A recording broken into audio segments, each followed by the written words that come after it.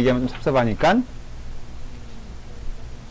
그러니까 예언서 가운데 에스겔 다니엘은 좀 구분이 되죠, 그죠? 기도하고 이제부터 본격적인 내용이니까 기도하고 시작하도록 하겠습니다. 주님 감사합니다. 주님의 은혜 가운데 우리를 또 이 시간에 불러주시고 하나님의 말씀 가운데 은혜 받게 하시니 감사합니다.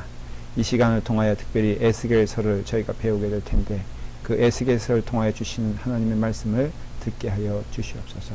예수님의 이름으로 기도드리옵나이다. 아멘. 그래서 이제 그 예언서가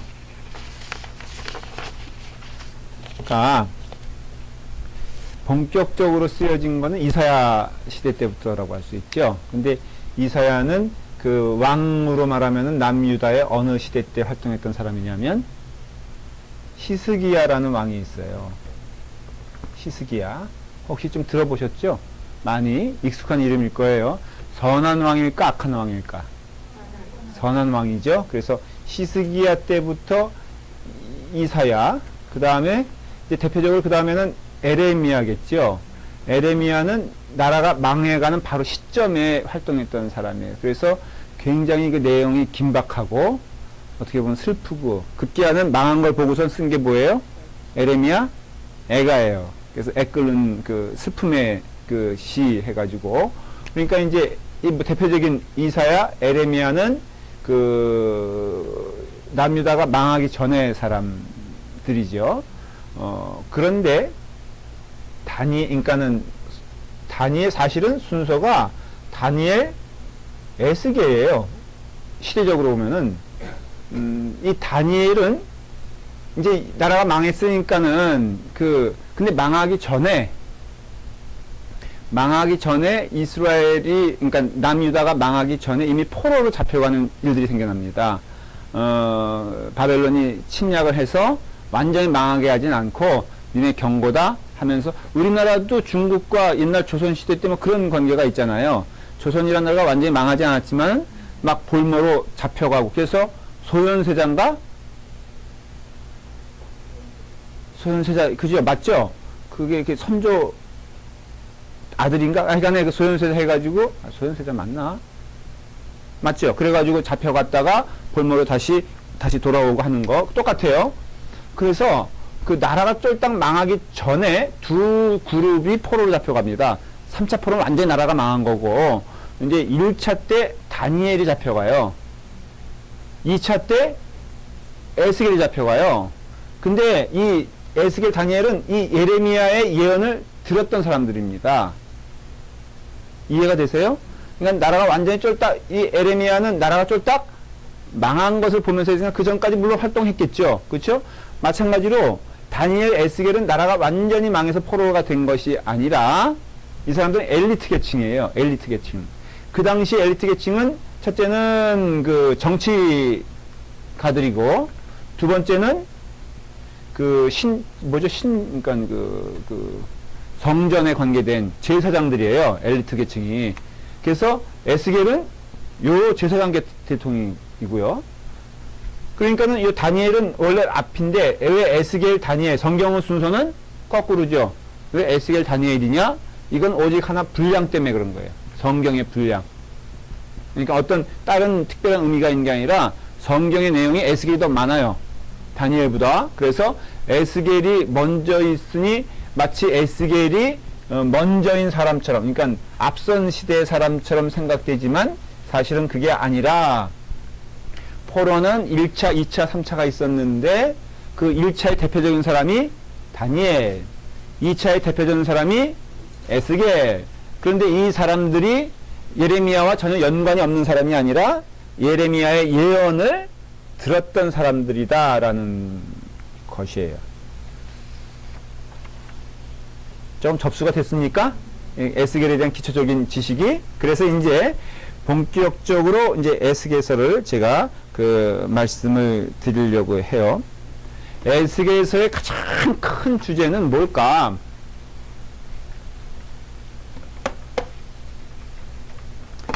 에스겔서의 주제는요, 소망이에요, 소망. 하나님은 진노를 통하여 하나님을 거역한 자들을 반드시 멸하시지만 하나님은 하나님의 백성을 버리지 아니하시고 다시금 소망 가운데 거하게 하신다라는 소망이 주제예요. 그래서 크라이막스가 뭐냐면은 소망을 주신 크라이막스의 환상을 에스겔의 환상 유명한 얘기가 나오죠. 혹시 아세요? 네?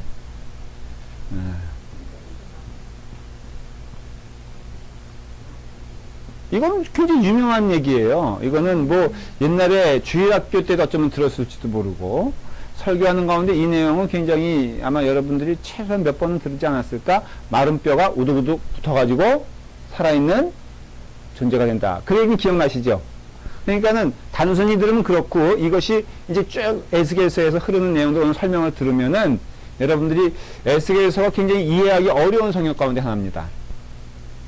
그래서 오죽하면은 이건 구약이잖아요. 그러니까 이거는 히브리 다시 말하면 지금 이스라엘의 전통에도 성경이죠. 맞죠? 그런데 이 특별히 에스겔서는 제한을 뒀어요. 나이가 30대기 전에는 읽지 못하게 했어요. 그러니까 히브리 사람들에게 특별히 그 어떤 그런 계통에 있는 사람도 똑같이 나이가 30대기 전에는 에스겔서를 난해하기 때문에 곡해할 수 있기 때문에 잘못 해석할 수 있기 때문에 에스겔서는 나이가 30대기 전에는 읽지 못하게 했어요. 그만큼 여러분들이 지금 그 성경을 읽는 거예요. 그래서 에스겔서를 읽으면 이게 무슨 얘기인가 그리고 이게 뭔가 하는 마음이 이해가 된다, 은혜롭다, 그리고 또 굉장히 그 하나님의 음성을 들을 수 있다라고 말하는 것보다도 대체 이게 무슨 내용인가라는 것들이 또 굉장히 어떻게 보면 흥미가 진진할 수도 있지만은 거꾸로 흥미가 떨어질 수 있다라는 것도 사실입니다. 그리고 또 하나는 그 성경학자들이 심지어는 그러니까 의료학자들이 에스겔을 분석을 해봤어요. 그랬더니 에스겔에서는 정신분열증적인 현상이 있다. 그렇게 판단을 했어요. 전형적인 사이코의 모습을 띠고 있다. 그래서 참 이게 인간은 해석하기에 따라서 난해한 내용이 바로 에스겔서라 하는 것을 미리 말씀을 드려요. 자, 아까 1차 포로는 597년에 이루어져요. 아니다. 587년에 이루어지고 597년에 2차 포로가 이루어져요.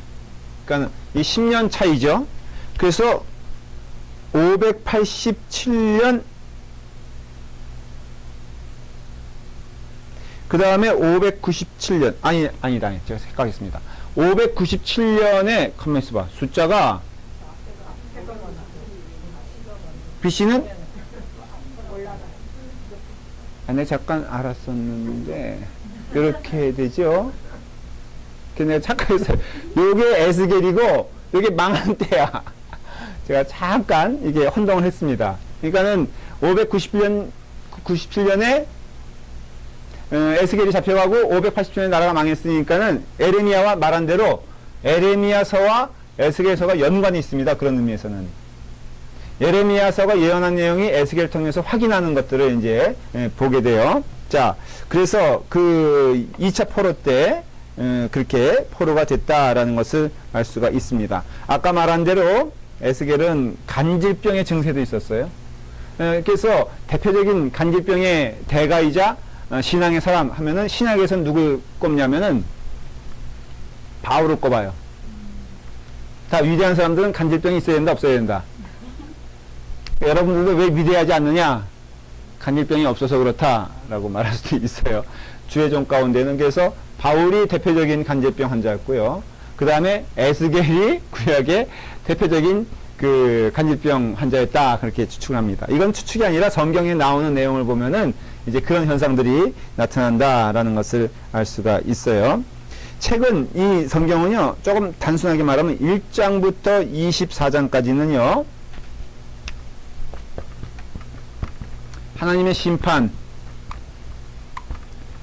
그러니까 이스라엘 백성으로 인하여 하나님께서 주실 심판에 대해서 말을 하고요. 그리고 24장에서는 포로 상황에 대해서 에스겔에게 하신 말씀을 들을 수가 있어요. 그 다음에는 본격적으로 26장부터는 25장부터 연결될 수 있는데 25장, 26장부터 48장까지는 그 소망에 대해서 말을 하고 있습니다. 그래서 24장까지는 심판, 25장부터 후반까지는 바로 소망에 대해서 말을 하고 있습니다.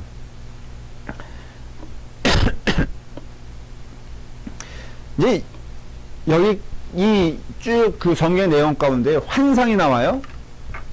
환상이 4가지가 나오는데 그 4가지 환상을 잘 이해하는 것이 에스겔서를 이해하는 관건이 됩니다. 그래서 환상을 제가 첫 번째부터 말씀을 드릴게요. 에스겔의 그 첫 번째 환상은요, 1장부터 보면은 이제 성경을 좀 피면서 같이 자, 1장 1절 시작. 30째 해 넷째 달 초 닷새 날에 내가 그발강가 사로잡힌 자 중에 있을 때에 하늘이 열리며 하나님의 모습이 내게 보이니. 자, 이때 에스겔의 30째 해, 이것은 나이를 가리킵니다. 에스겔의 나이가 몇 살이라고요? 30살에 이 하나님의 계시를 받은 거예요. 에스겔은 25세 때 포로가 됩니다. 25세 때 예루살렘에서 끌려가요. 그러니까는 몇 년 동안 그발강가에서 있었어요? 5년 동안 있었어요. 5년 동안 있으면서 이제 환상을 본 거예요. 그러니까 5년 동안 뭐 했을까?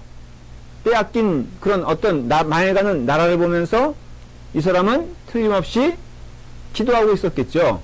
제사장 그룹이라고 했잖아요. 그러니까는 기도하고 있을 때 보였는데 누가 보였어요? 하나님의 모습이 내게 보였다는 것이. 그런데 재밌는 표현이요.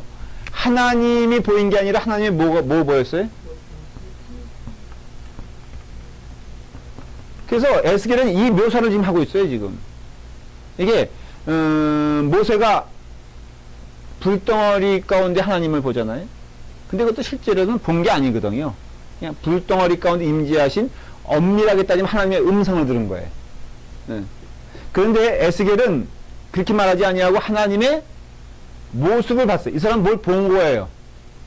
그래서 그 본 것을 구체적으로 에스겔에서 계속해서 지금 말하고 있는데 첫 번째 그 에스겔이 보았던 환상은 무엇이냐면은 바로 하나님이다라는 것이에요. 근데 그 하나님의 모습이요, 강력한 폭풍으로 시작을 해요. 예를 들어서 4절 보시면요. 자, 한번 볼까요? 시작. 내가 보니 북쪽에서부터 폭풍과 큰 구름이 오는데 그 속에서 불이 번쩍번쩍하여 빛이 그 사방에 비치며 그 불 가운데 단새 같은 것이 나타나 보이고. 자, 그랬죠? 여러분 거기 보면은 하나님의 모습을 묘사하는데 이게 쉽게 말하면 뭐 같습니까? 아, 저를 보세요. 돋보기를 쓰셨는데. 자, 하나님의 모습이 일단은 뭐예요? 폭풍. 두 번째는 비, 불, 불꽃. 그렇죠? 자, 그러면 이것만 보더라도 이 앞에 서 있는 인간은 어떤 존재입니까? 지금 그거를 에스겔은 말하고자 하는 거예요. 이 앞에 서 있는 인간은 여러분 폭풍 앞에 섰을 때 자신이 있어. 뭐 폭풍아 어떤 그 연속극에서 보면 그렇잖아요. 막 폭풍우가 밀려오는데 폭풍이야 다 내가 받을 수 있어. 한마디로 그 사람의 상태를 뭐라 그러죠? 미쳤다 그러잖아요. 네. 그러니까 또 실현당했거나 뭐 정상적이지 않을 때 폭풍우가 와라 막 이렇게 해야지. 정상적인 사람은 폭풍우 오면은 피하고 빛이 번쩍번쩍 하면은 숨잖아요. 그러니까 지금 하나님에 대해서 묘사를 하는데 아주 한마디 말하면 이거예요. 하나님은 우리와 같은 분이 아니다라는 것이에요. 이게 말하는 것이에요. 그러면 거꾸로 우리는 질문할 수 있죠. 그동안 하나님은 어떻게 우리가 어떻게 하나님을 대했을까? 그걸 이제 상상할 수 있잖아요. 자, 하나님은 우리와 같은 분이 아니다라는 것을 보여준다면은 그동안 이스라엘 사람들에게서 하나님은 어떠한 존재였어요?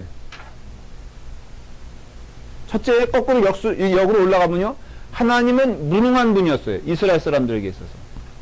왜냐하면 하나님이 무능하시지 않고는 자기네들이 이렇게 내버려 둘 리가 없다는 거예요. 그 사람들의 선민 사상이 있잖아요. 하나님이 능력 있으신 분이라면 어떻게 우리가 이렇게 포로가 되기까지 이렇게 무참하게 이방인을 아주 우습게 알았거든요. 이스라엘 그 사람들은 지금도 그렇잖아요. 지금도 제가 공항에 이렇게 이스라엘 텔아비브 그게 무슨 벤 구리온 공항이에요. 유명한 장군이 있잖아요. 6.1 전쟁 때 그 이집트하고 싸울 때 뭔 이런 얘기하면은 반응이 없고 조금 상식이 필요한 거 아니에요? 이게 6.1 전쟁 때 유명한 그 장군 있잖아요. 벤 구리온. 그냥 할게요. 공항에 딱 도착하니까 그 사람들 태도가요. 이렇게 외국 사람이니까는 웰컴하는 태도가 아니고 완전히 저 30분 동안 치료당했다니까. 너 여기 왜 왔냐? 아니 관광하러 왔지. 뭘 관광하러 왔냐? 지금 밖에서 기다리는 사람은 누구며? 그 다음에 호텔은 어디로 갈 거며? 나중에는 이게 태도가 그런 게 있잖아요. 툭툭 그냥 여자가, 나이도 나보다 젊어 보이는 여자가, 그래가지고 굉장히 기분이 나빴는데, 이스라엘 사람들 태도가 뭐냐면요. 선민의식이에요. 근데 이게 자기네 이렇게 만들었으니까 하나님은 어떠한 자다? 무능하고요. 이게 하나님이 무능하게 된 원인이 뭐예요? 하나님 때문에? 자신들 때문이에요. 이거 모르는 거예요, 지금. 근데 자신들 때문인데, 이 사람들이 결국은 세속적으로 돌아가잖아요. 이렇게 돌아가면서 나타나는 현상이 하나님은 자기의 행복을 위해서 존재해야 되는 분이라는 것이에요. 쉽게 말하면. 그래서 결국은 하나님을 버리고 어디로 갑니까? 이 사람들이. 이스라엘 사람들이. 하나님은 무능하시다. 그전에는 어떤 사건들이 벌어지죠? 끊임없이 이스라엘 역사가 뭐예요? 사당 만들고 바알신 섬기고 하나님을 우습게 알고 그리고 내 행복을 위해서는 내 신앙도 팔아먹고 막 이런 일들이 벌어지잖아요. 그렇죠? 이게 이스라엘의 역사거든요. 그러니 결국은 이 하나님의 폭풍과 하나님의 불꽃 이전에 그 하나님에 대한 존재의식은 뭐였냐면은 쓸데없는 거, 그냥 별볼 일 없는 거, 무능한 하나님.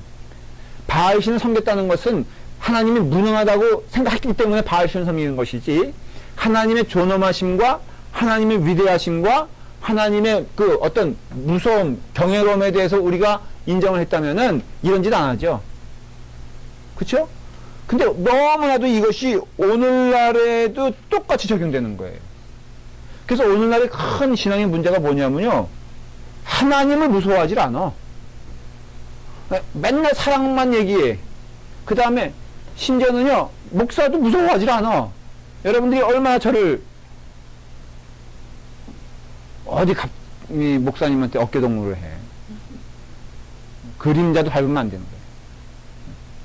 밥도 자기들끼리 먹지 말고 먼저 은그릇, 녹그릇 이런 걸로. 지금 이게 문제가 뭐냐면은 이렇게 된 결과는 이스라엘 사람들이요, 하나님을 우습게 하는 결과라 이거예요. 그렇기 때문에 하나님은요, 첫째는 지금 에스겔이 말하고자 하는 내용이 뭐냐면, 이 내용을 통해서 나중에 쭉 보시면요, 함께 이해가 되길 바라요. 첫째는 하나님은 전지전능하시다.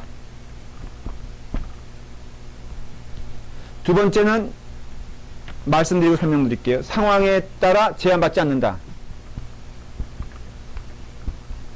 이런 하나님을 알라는 거예요.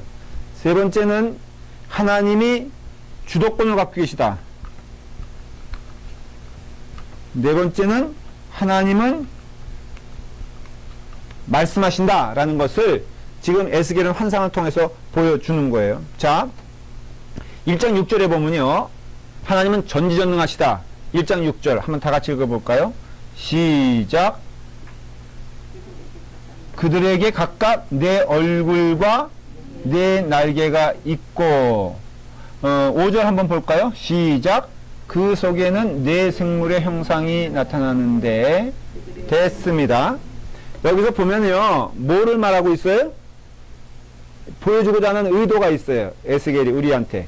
자, 한번 여러분 대답하실 수 있으면 대답하시고 아니면 제가 답을 줄 거예요.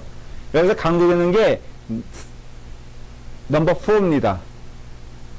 그러니까 4개의 숫자를 말하는 것이에요. 이것을 흔히 우리는 사방이라고 합니다. 그러니까 전, 후, 좌, 우를 말하는 것이에요. 그러니까 이게 뭘 뜻하는 거예요? 하나님은 사방을 보고 계시다는 거예요. 이게 전후, 좌우. 그래서 여기서 뭐 그런 게 나오잖아요. 그 다음에 그러니까 4개의 눈이 사방을 다 보고 있고, 그렇기 때문에 하나님은 어떻게 하신다? 전지하시고 하나님은 전능하시다라는 것을 말해주는 것이에요. 그래서 하나님은 사방에서 직접 그것을 보신다라는 것을 말하고요. 그리고 두 번째는 하나님은 상황에 따라서 제한된 분이 아니라는 것이에요. 이게 무슨 뜻이냐면은 그 당시에 이스라엘 사람들 생각에는 하나님은 더 이상 볼 수 없다라고 생각을 했어요. 왜냐하면은 예루살렘 뭐가 무너졌어요? 성전이 무너졌어요. 그러니까 하나님은 성전에만 계시다라는 생각을 가지고 있었어요. 이스라엘 사람들 생각에. 그러니까 하나님이 성전이 무너졌기 때문에 우리에게 나타나는 일은 있을 수 있다 없다? 없어요. 근데 에스겔에게 나타나셨어 안 나타나셨어? 나타나셨어요. 그렇기 때문에 하나님은 그 상황과 그 모든 것에 있어서 구애받지 아니하시고 제한되지 아니하시고 그 모든 상황 가운데 함께 하시는 분이라는 것을 다시 한번, 이게 다 역사적으로 있었던 일이고 강조된 내용인데 에스겔을 통해서 다시 한번, 이게 쉽게 말하면 뭐냐면 참된 하나님을 회복하시는 과정을 우리에게 보는 거예요. 하나님은 전지전능하시고 하나님은 상황에 따라 구애받지 아니하시고, 세 번째는 하나님은 뭘 가지고 계세요? 주도권을 가지고 계시다는 것이에요. 그 은혜라는 것도요, 여러분 하늘로부터 내려오는 것이지 땅으로부터 올라가는 것이 아니잖아요. 그런데 1절에 보면은 하늘이 열리며 하나님의 모습이 내게 보였다 그랬잖아요. 잘 들어보세요.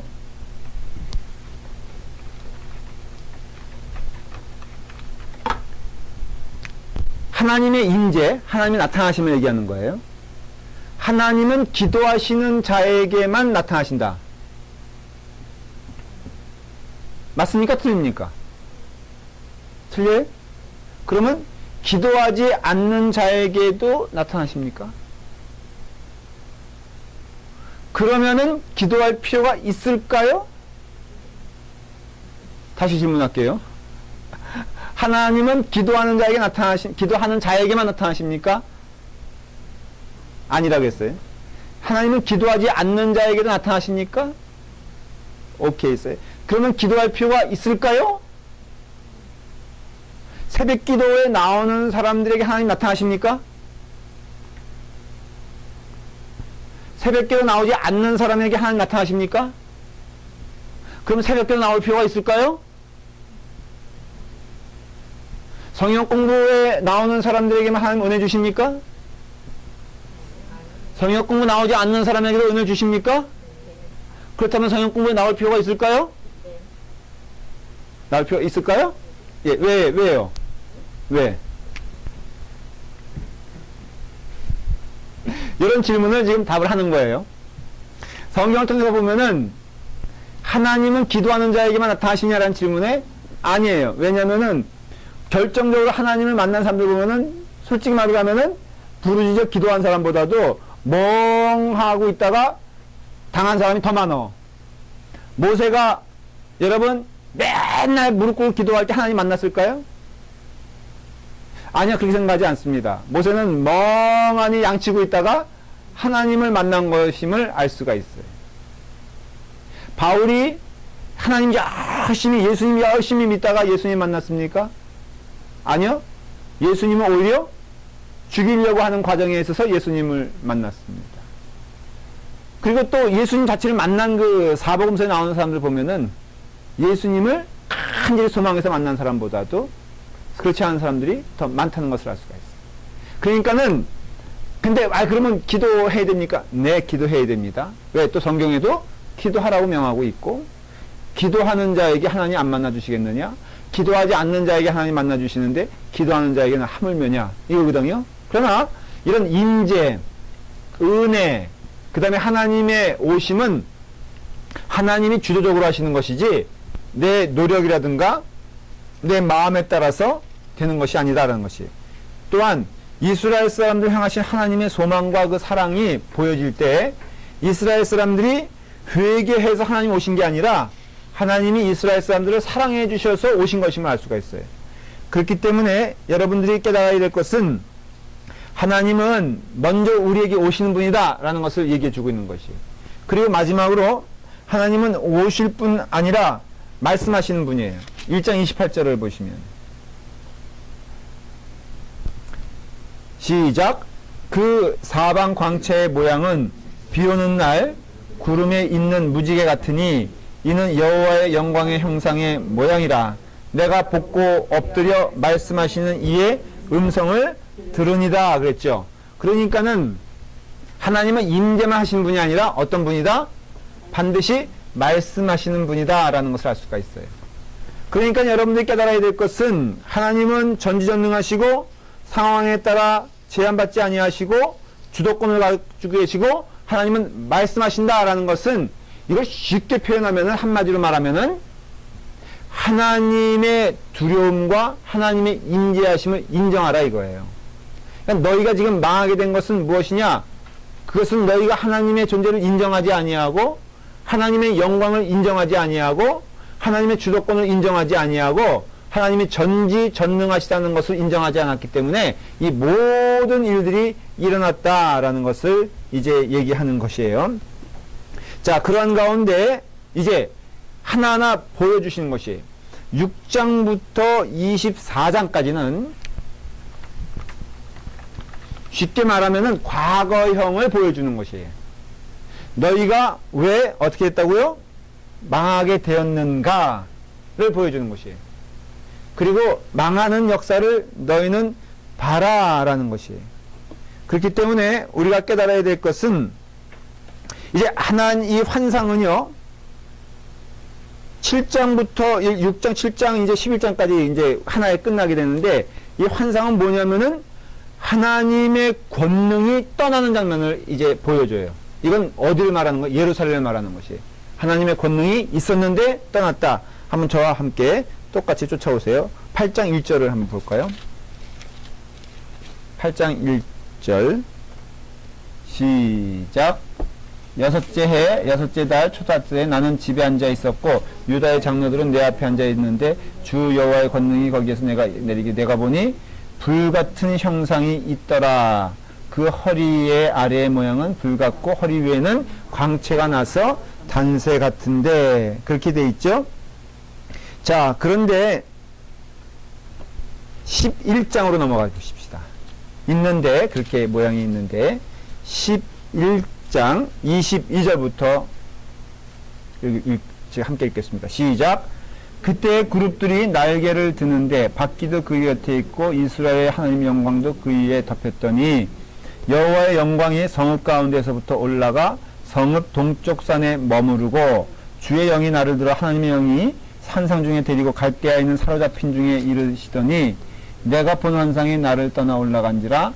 내가 사로잡힌 자에게 여호와께서 내게 보이신 모든 일을 말하니라 그랬죠. 중요한 것은 여기서 그 하나님의 영광, 그 다음에 하나님의 그 은혜가 어디를 떠나기 시작합니까? 성읍 가운데서부터 이건 뭘 뜻하는 줄 아세요? 바로 예루살렘 성을 떠나는 하나님의 모습을 보는 거예요. 하나님의 영광이 하나님의 성전을 떠나기 시작합니다. 근데 중요한 것은 그 하나님의 영광이 어디로 옮겨집니까?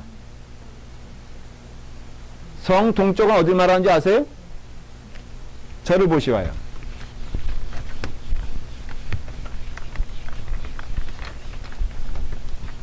성 동쪽은 아주 지명적으로 어딜 말하냐면은 이렇게 있으면은 자, 여기가 예루살렘의 요 정도가 예루살렘. 여기 사해입니다. 사해. 이게 그 유명한 갈릴리죠. 그 다음에 이스라엘 사람들이 포로 잡혀간 것이 바로 여기입니다. 여기 메대 그 다음에 바벨론 다 여기 그발강가 다 여기에요. 여기 지금으로 말하면 이라크입니다. 거긴 또 바사 페르시아도 나중에 나타나고 그 전에는 아수르 다 여기 이 지역에 여기서 맨날 싸우고 이렇게 했어요. 그러니까는 이 포로로 잡혀간 사람들이 이렇게 해서 이렇게 갔죠. 여호와의 영광이 예루살렘 성을 떠나서 어디로 갔다 그랬죠? 동쪽은 여기를 가리키는 거예요. 여기를. 그러니까 하나님은 이스라엘 사람들 포로로 만드셨지만은 하나님은 결코 이스라엘 사람들을 떠나지 않겠다는 거예요. 근데 구체적인 내용이 바로 어디 있냐면은 25절 우리가 읽었잖아요.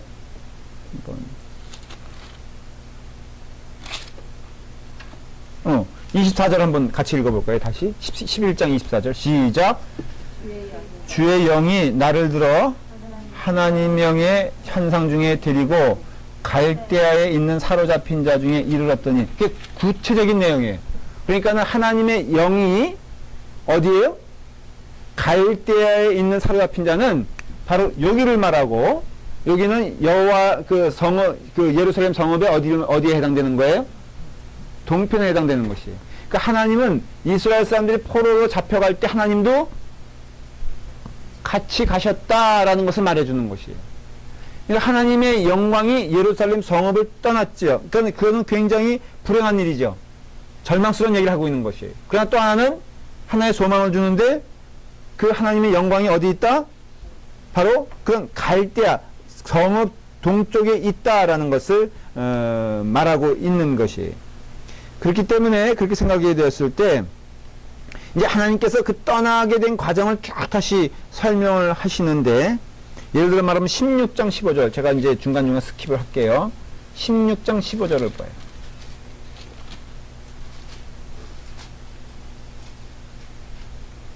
자, 한마디로 말하면 이런 것이에요. 왜 하나님이 떠났는가? 시작. 그러나 내가 내 화려함을 믿고 내 명성을 가지고 행음하되 지나가는 모든 자와 더불어 음란을 많이 행함으로 내 몸이 그들의 것이 되도다. 그렇게 되어 있잖아요. 그러니까 이것을 한마디로 지금 하나님께서 이스라엘 사람들을 고발하는 내용이란 말이에요. 이 사람들이 어떠냐? 여기서 강조된 말이 뭐예요? 내가, 내 이런 말이 나오잖아요. 그러니까 신앙생활에 있어서 문제가 하나님을 떠나 내가 중심이 되면은 하나님의 영광이 가려지고 떠난다라는 것을 알 수가 있어요. 이해가 됐죠?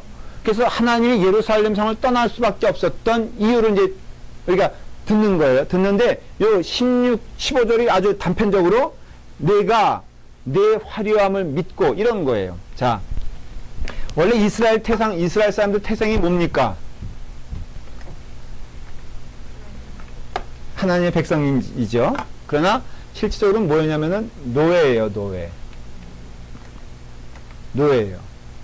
노예일 때는 뭘 하죠? 부르짖죠. 힘드니까는, 어려우니까는. 그래서 하나님이 홍해를 건너게 하시고 광야 생활을 통해서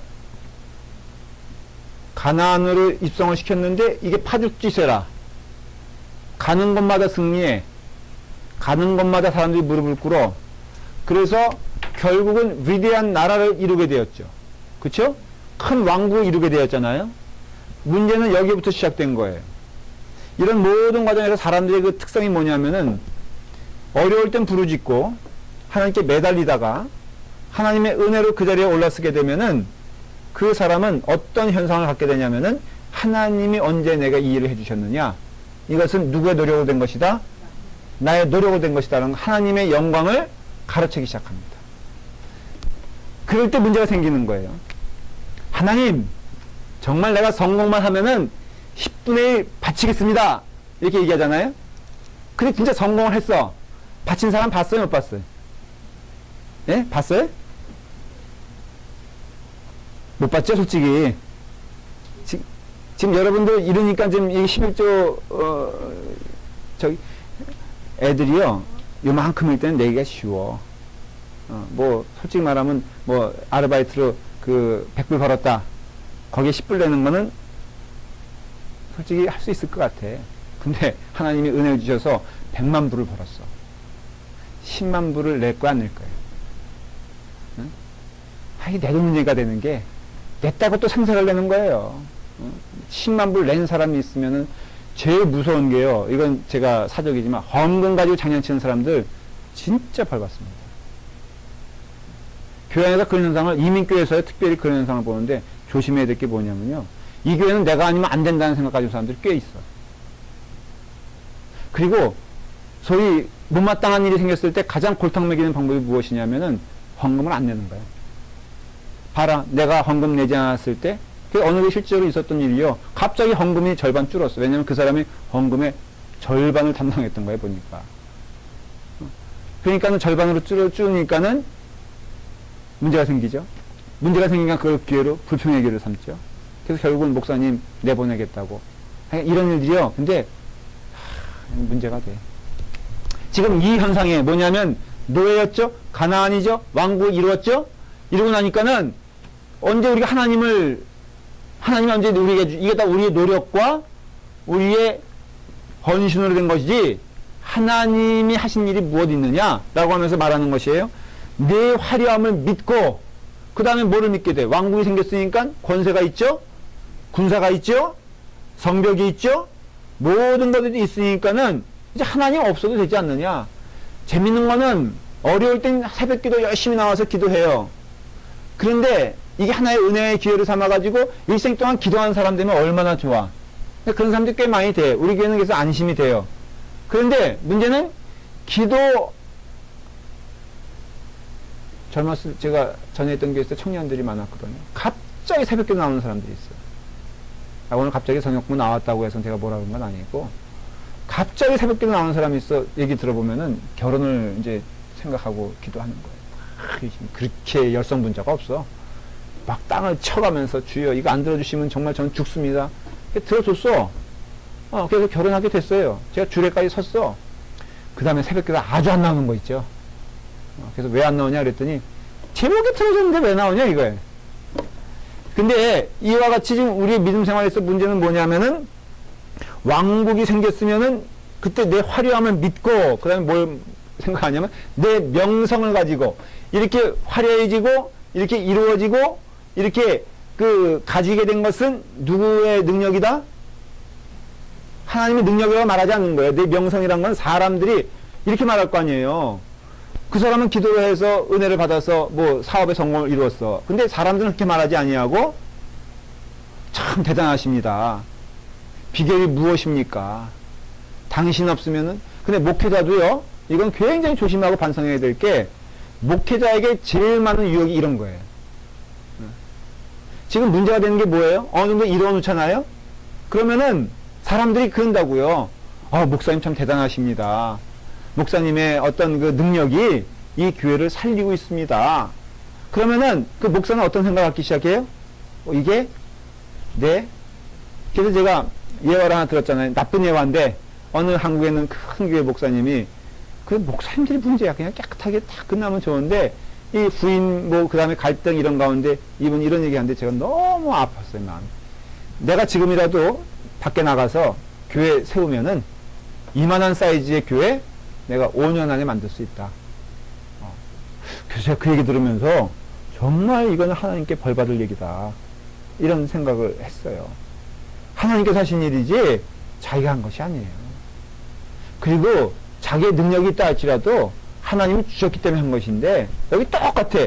내 화려함을 믿고, 그 다음에 사람들이 하는 얘기를 믿고, 그 다음에는 행음하기 시작해. 행음이란 것은 뭐냐면, 단순히 여기서 뭐, 남녀 간의 그 어떤 간음적인 것을 얘기하는 것이 아니라, 여기서 행음의 상대는 세상을 얘기하는 거예요. 세상이란 것은 알죠? 어떤 건물을 얘기하는 것이 아니라, 세상적인 요소, 세속적인 요소, 아까 말한 명성을 믿는 것, 뭐 이런 걸 전체적인 걸 말하는 것이잖아요. 이거와 섞이게 되면요. 그래서 이 구약에 있어서, 가나안 정복에 있어서 가장 큰 이슈가 뭐냐면 섞임이거든요. 여러분, 신자와 불신자가 섞이면 어떤 일이 벌어집니까? 신자와 불신자가 어떤 영적으로 이렇게 그 커넥션이 생기고 교감이 생기면요, 다 불신자가 돼버려요. 거의 그렇습니다. 그래서 이 하얀 거와 까만 게 섞이면은 회색은 하얀 거예요, 까만 거예요? 까만 거잖아요. 그렇죠? 우리가 오염됐다는 그러니까 순결이라는 것 자체는요, 이 어떠한 모양이든지 그 불결한 거와 섞여버리면은 얼만큼 되지? 상징적인 얘기. 자, 어떤 바보 같은 주부가 있다고 하십시다. 근데 한 우유가 요만큼 남았는데 썩었어. 근데 요만큼 남았어. 그래서 우유를 새로 사왔어. 근데 그 남은 우유를 버리는 게 너무 아까워서, 이거 너무 아까우니까 뭐 싱싱한 우유가 한 100%고 한 90%고 썩은 우유 10% 들어간다 그래서 그게 뭐 썩어지겠나 하고 이렇게 하는 사람이 있냐 없냐 이거예요. 근데 했다 그러면 어떻게 돼요? 여러분, 음식에 파리 한 마리 들어가면은 먹어 안 먹어? 예화가 잘못됐어요. 제가 이거는 이미 준비된 예화 어떻게 나오나 여러분들 수준을 반응하기 위해서 제가 한 건데, 여기는 그 건져내서 먹는다는 축이고, 여기는 이러는데 아직도 싱싱하고 젊은 분들은 이런 거고, 인생을 좀 살아보면은 이렇게 된다라는 것이에요. 그래, 파리야 걷어내고 먹지만은, 그래서 지금 여기서 말하는 것은 행음이란 것은 영적 순결이, 그래서 이 교회는요, 순결을 지키는 작업이 꽤 중요합니다, 사실은. 신천지가 들어왔는데, 이 사람들도, 그 불쌍한 양들인데 들어왔으니, 사랑으로서 보듬어줘야겠다. 그럼 어떻게 돼요? 여러분 생각을 해보세요. 그렇기 때문에 지금 이 얘기는 뭐냐면은, 하나님이 떠나게 된 과정과 하나님께서 결국은 떠날 수밖에 없는 이유를 행음이라고 말하는데, 그 행음의 극단적인 그 모양은 뭐냐면은 우상숭배라는 거예요. 결국에서 행음이라고 말할 때는요, 말한 대로 어떤 그 남녀 간의 이런 관계를 말하는 것도 아니고요, 어떤 금은보화를 말하는 것이 아니라, 성경에서 말하는 행음이라고 했을 때 그 아주 근본적인 모양은 뭐냐면, 하나님을 버리고 그 자리에 우상을 들여놓기 시작했다는 것이에요. 그래서 그 우상 숭배가 결국은 나타나는 모든 현상으로 되는데, 이 순결과 세상이 만나면은 결국은 뭐가 일어날 수밖에 없다? 행음하는 자가 될 수밖에 없다라는 것이고, 하나님은 말씀하세요. 이것은 정말로 잘못된 일이다 라는 것을 지금 말하고 있다는 것이에요. 그래서 여러분들이 그것에 대하여 이제 진지하게 생각을 해봐야 돼요. 또 하나는 쭉 넘어갈게요. 이제 많이 넘어갔는데 33장. 그 다음에 중간에 망하는 얘기, 그 다음에 여러 가지 얘기들이 나오게 되는데, 33장에 보면요. 30절. 시작.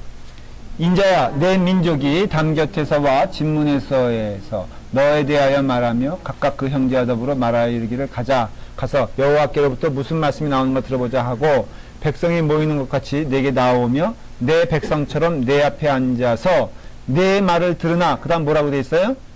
그대로 행하지 아니하니 이는 그 입으로는 사랑을 나타내어도 마음으로는 이익을 나타내니라. 따름이라. 그렇게 돼 있잖아요. 그러니까 결국은 또 나타나는 현상이 뭐냐면은, 말씀이 들려도 그 말씀에 순종하는 자가 되지 아니하고 마음에는 어떤 생각을 가지고 있다?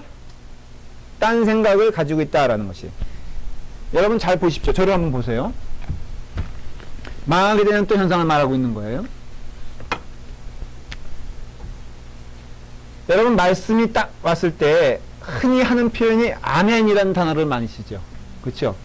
예배 시간에 혹시 예를 들어 지난주만 하더라도 아멘 하신 분 있어요? 예배 시간에? 예? 했어요? 진짜 했어요? 지난주 설교에? 권혜리 자매님도 했어요? 집사님도 했고, 윤지 집사님도 했어요? 가증한 것들이에요, 다. 지금 여기서 이 얘기를 하는 거예요. 아멘 한다 이거예요. 그리고 다 외향적인 은혜 표현을 해. 근데 마음에는 전혀 따를 생각이 없고 따르지 않는 거예요. 그래서 말한 대로 입으로는 사랑을 나타내야도 이게 뭐예요? 입으로는 막 그냥 아멘, 뭐 은혜 받았습니다. 뭐 정말로 마음이 뜨거워집니다. 입으로도 막 마음이 뜨거워진 걸 입으로 표현해. 근데 그 마음으로는 결코 하나님께 자리를 내어놓지 않는 거예요. 그러면 이것이 아유 뭐 이럴 수도 있지. 그게 아니라 그게 뭐예요? 망하게 되는 길이다라는 것을 말해주고 있는 거예요. 그러니까 이스라엘 사람들이 실패한 이유를 몇 가지 얘기하고 있죠. 혼음을 하고 간음을 하고 그 다음에 행음을 한 거예요. 그런데 그런 모든 과정에 있어서 하나님의 말씀이 들려도 너희는 어떻게 했다?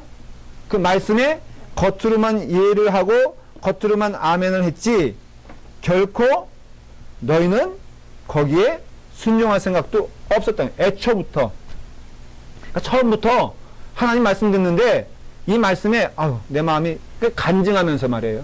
흔히 우리 하는 얘기가 간증하면서 은혜 받아 아멘 했다 그래. 제가 물어봐요 짓궂게. 그러면 저 같은 사람이 됐으면 좋겠어요 라고 물어보면은 그건 너라는 거예요. 저 같은 헌신할 수 있겠어요? 그건 아니라는 거예요. 내 마음이 뜨거워지고 도전받는 건 사실이지만 나는 그렇게 살 수도 없고 그렇게 할 생각도 없다라는 것을 얘기하게 되었을 때 여러분 그래서 우리가 참된 부흥을 이제 에스겔서에서 말하는 게 부흥이거든요. 부흥을 뭐라고 정의하냐면요. 부흥은 하나님이 사방팔방에서 보고 계심을 인정하면서 사방 기억하시죠? 그렇죠? 에스겔서 1장에 나온다 그랬잖아요. 사방에서 하나님이 보심을 인정하며 하나님의 거룩하심을 인정하고 내가 그 앞에서 순종하여 하나님께 무릎 꿇는 자 이게 바로 부흥이에요. 그러니까 에스겔서에서 말하는 부흥은 아주 간단하게 말하면 우상에서 떠나 하나님께 무릎 꿇는 자가 되라. 이게 우리가 생각하는 부흥이랑은 너무 조금 다르지 않습니까? 우리가 생각하는 부흥은 아주 순수하게 생각을 해도 양적 부흥. 한 명이 2명 되고 2명이 4명 되는 게 부흥인데 정작 에스겔서 성경에서 말하는 부흥은 하나님께 무릎 꿇는 자가 되라는 것이 부흥이에요. 이게 얼마나 괴리가 있어요. 우리는 자꾸 무엇인가 전도도 그래요. 전도도요 사실은 한 명에서 2명 늘리는 게 아니라 참된 하나님께 무릎 꿇는 형태로 나타나야 되는 게 전도고 그렇다고 뭐 전도 행태가 변해야 되는 게 그건 아니에요. 열심히 전도해야죠. 그러나 우리가 그러한 삶을 통해서 깨달아야 할 것은 참된 부흥은 어떤 그런 물리적인 부흥을 얘기하는 것이 아니라 영적 부흥 그리고 시작은 회개라 이거예요. 그래서 사도행전에서 보면은 그 영적 부흥이 일어나게 했을 때 제일 먼저 일어난 사건이 뭡니까? 회개거든요. 회개는 뭐예요? 제자리로 돌아가자는 거거든요. convert. 돌아가지 않고는 절대 일어나지 않는 일이 회개거든요. 그러니까 회개는 내 죄를 자복하는 것에 끝나는 게 회개가 아니에요. 여러분들이 생각하는 회개와 성경에서 말하는 회개는 사실은 틀린 얘기예요. 여러분들이 내가 잘못했지 이게 아니라 잘못해서 어떻게 하겠다는 거예요. 여러분 구정물에서 잘못해서 회개하여 내가 뭐 잠시 휴지를 씻는다고 하여도 구정물에 있으면은 결국은 더러워지는 건 또 시간 문제거든요. 그러니까 예를 들어서 담배 피는 것이 정말 하나님께 대한 큰 죄야. 이런 것을 그 예배 시간에 뜨거운 마음을 느꼈다고 했을 때 그러면은 끝난 다음에 그 건물 귀퉁이로 가서 담배 피면 안 되지. 그렇죠? 여기는 별로 이렇게 말할 때 찔리는 사람이 별로 없는 것 같아요. 근데 그러면 끊어야죠. 그러면 그 즉시 교회 화장실로 가서 화장실로 가면 안 돼. 막히니까. 그것도 이렇게 저기 옆에 공중 화장실 가서 이렇게 버리고 온다거나 그래야 될 거 아니에요. 그러니까 이게 지금 부흥을 에스겔은 얘기하고 있는데 참된 부흥은 무엇이냐? 바로 하나님의 거룩하심을 인정하고 순종하여 그 앞에 무릎 꿇는 것이 무엇이다? 바로 회개다라는 것을 말해주고 있어요. 그러니까 그게 부흥이다라는 것을 말해주고 있어요. 그런데 아주 이 에스겔서는 성경 자체가 다 그래요. 여러분 성경은 소망의 책입니까? 아니면은 진노의 책입니까? 소망의 그 패턴이 다 그래요. 뭐냐면 하나님은 우리에게 참된 여러분들의 모습, 상태를 보기 원하시고 그리고 여러분들의 죄가 무엇인가를 깨닫기 원한다 하면은 염려하지 마라. 이유는 하나님이 너를 버리시지 않는다. 너가 그 죄악이 그렇게 주홍빛같이 굵다 할지라도 주 앞에 나오면은 너희는 산다라는 것이에요. 다음 주 예고편을 조금 말씀을 드릴게요. 여기 보면요, 이제 예언을 하십니다. 하나만 예언하고 저기 하고 제가 그 다음 주를 넘길게요. 36장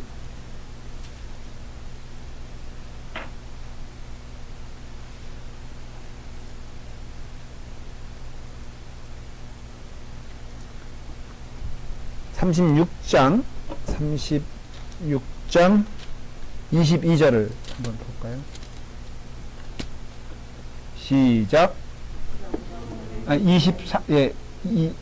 22절 시작. 그러므로 너는 이스라엘 족속에 이르기를 주 여호와께서 이같이 말씀하시기를 이스라엘 족속아 내가 이렇게 행함은 너희를 위함이 아니요 너희가 들어간 그 여러 나라에서 더럽힌 나의 거룩한 이름을 위함이라.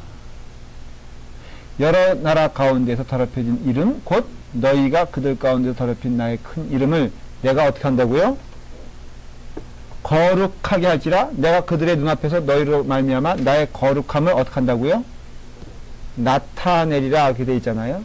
그래서 한 거룩한 이름을 말합니다. 이게 결국은 뭘 가리키냐면요, 하나님의 예루살렘 성전이 회복되어지는 환상을 보여주면서 그 거룩한 이름이 회복될 것이라고 하는데, 이것은 눈에 보이는 성전을 말하는 게 아니에요.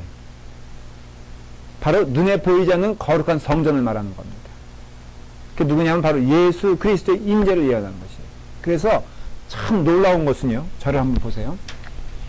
예언서에 공통된 그 주제와 환상들이 있어요. 뭐 이사야서에도 그렇고요. 예언을 하시는데 그 예언의 초점은 누굴 맞추고 있냐면은 예수 그리스도를 맞추고 있는 것을 알 수가 있어요. 다니엘도 그랬고 예수겔도 그랬고 이사야도 그랬고요.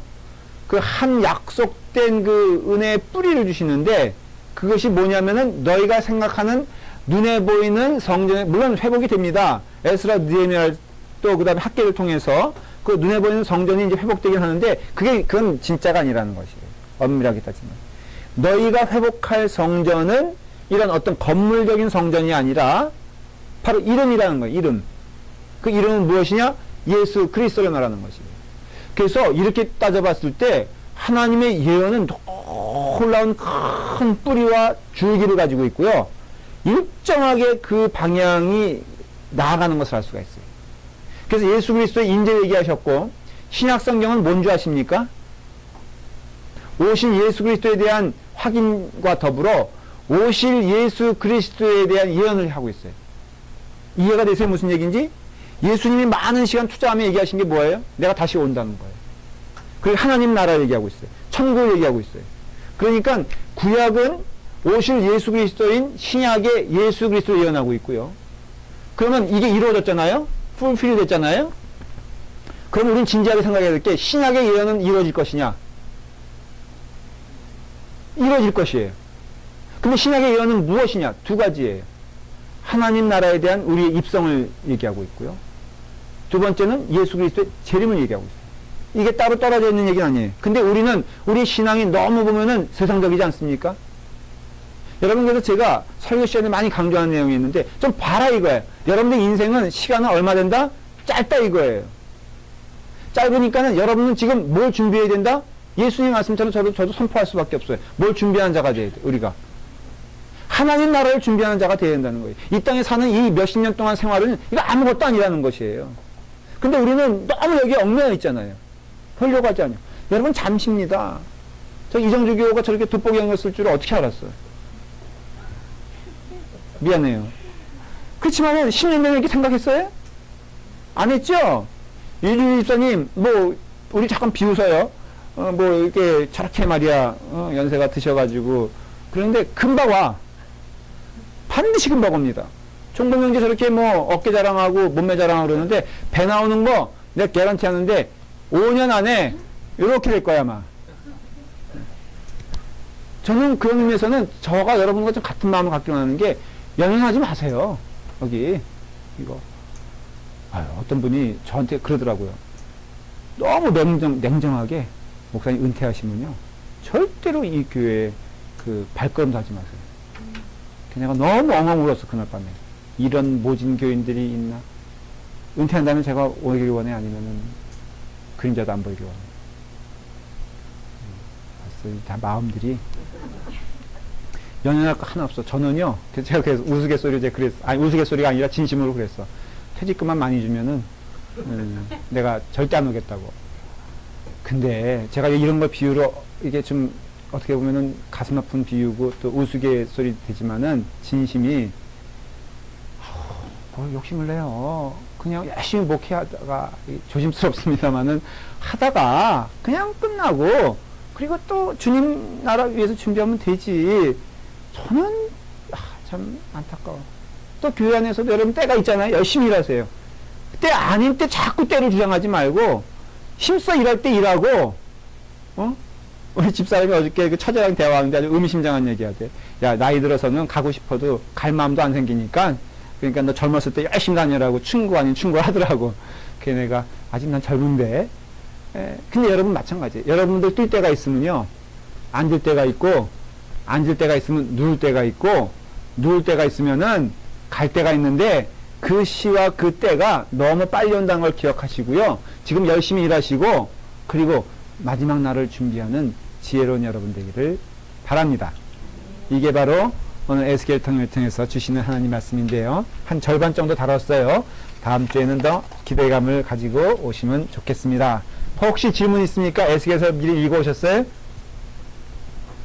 어디 하는지 제대로 모르는데 읽어올 리가 없지. 다음 주 숙제. 에스겔서를 다 읽고요. 또 그러면 제가 숙제한 것에 대한 증거가 보이지 않으니까 은혜 받은 구절 109절. 너무 적어요? 그럼 여러분 현실적으로 얘기해 보십시다. 타협의 시간이에요.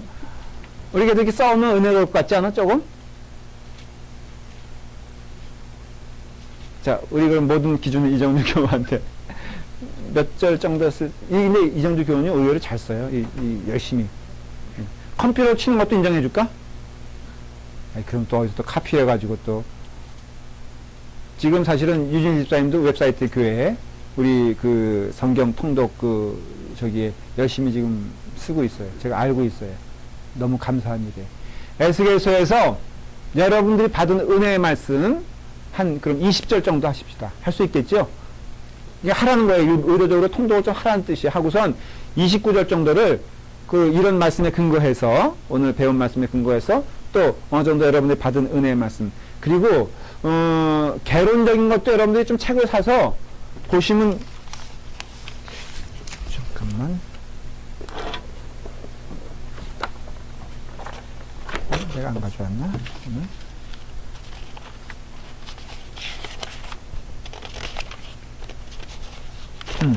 여기서 제가 좀 카피해 왔는데요. 이런 식으로 되어 있는 거 읽으시면 도움이 돼요. 이건 아주 써머리가 되어 있는 거거든요. 에스겔서에 있으면은 에스겔서의 그리스도, 예를 들어서 여기도 똑같이 그런 설명을 하잖아요. 요약, 그 다음에 대체 아까 제가 지도 그렸죠. 언뜻, 그거, 이런 거. 이렇게 이거는 4페이지 정도에 있어서 에스겔서를 요약한 것인데, 이런 거를 여러분들이 잘 이렇게 구입하셔가지고 보시면은 많이 도움이 됩니다. 이건 안 드립니다. 이건 제 거니까. 그렇죠. 그러니까 그런 거, 이제 설명을 이렇게 들어가면서 여러분들이 한 번만이라도 읽어오면은 굉장히, 그것도 인터넷 통해서 있잖아요. 에스겔서, 개론. 알겠다? 별걸 다 가르쳐 주네. 치면요, 쫙 나와요. 그래서 한 번 정도 성역 공부하면서 그런 것은 제가 이게 깊이 안 들어주니까는 여러분들이 그렇게 하시면 되겠습니다. 기도하겠습니다. 아버지 하나님, 주님의 은혜 가운데 오늘도 하나님의 말씀을 들려주시니 감사합니다.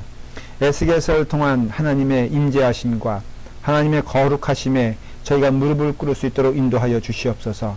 그 뜻에 순종하는 자들 되게 하시고, 그럼으로써 우리의 삶이 하나님의 은혜로 살아가고 있다는 것을 고백하게 하시며, 우상 숭배하지 않게 하시고, 행음하지 않게 하시고, 세상 것과 섞이지 않게 하시고, 오직 순결한 마음으로 하나님의 거룩하심에 찬양하며 영광 돌릴 수 있는 믿음의 식구들 될 수 있도록 인도하여 주시옵소서. 예수님의 이름으로 기도드리옵나이다. 아멘.